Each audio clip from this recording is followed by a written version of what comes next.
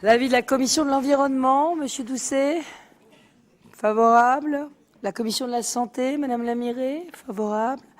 La culture, Madame Mézadieu, favorable. Les finances, Monsieur Degaillet, favorable.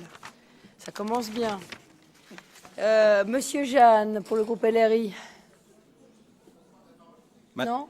Madame la Présidente, Monsieur le Vice-président, cancer, diabète, obésité, impact sur la grossesse, impact sur la fertilité, sur la santé.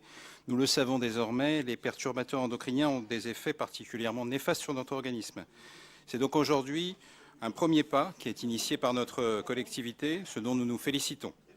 Un acte précurseur et fondateur pour protéger notre santé et celle des générations futures. À travers cette charte Villes et territoires sans perturbateurs endocriniens, notre collectivité souhaite tirer un signal d'alarme et initier une prise de conscience collective, afin de mobiliser l'ensemble des acteurs de la région Île-de-France sur ce sujet majeur de santé publique dont les conséquences commencent à peine à être connues.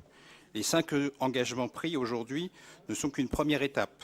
Étape essentielle, réduire l'exposition, restreindre l'usage, puis à terme l'éliminer, favoriser l'information, mettre en place des critères d'éco-conditionnalité dans les contrats et des achats publics. Ce sont des actes importants affirmés pour la première fois par une collectivité comme la nôtre. Ces engagements que nous prenons aujourd'hui doivent permettre de lancer une dynamique. Inciter d'autres collectivités à le faire, c'est le rôle de notre collectivité. Nous n'avons pour autant pas attendu cette charte pour agir. Lorsque nous soutenons des politiques en faveur du développement du bio, que ce soit dans les cantines scolaires, en termes de surface cultivée, nous soutenons aussi des politiques en faveur du zéro phyto, les 100 quartiers innovants et écologiques, l'économie solidaire. Là encore, ce sont des éléments essentiels pour pouvoir structurer ce type de politique. Notre région agit donc très concrètement pour réduire l'impact des perturbateurs endocriniens sur l'ensemble des Franciliens. Vous l'aurez donc compris, et cela va dans le sens des politiques sanitaires que nous avons initiées depuis 3 ans, notre groupe votera pour cette signature de convention, de charte.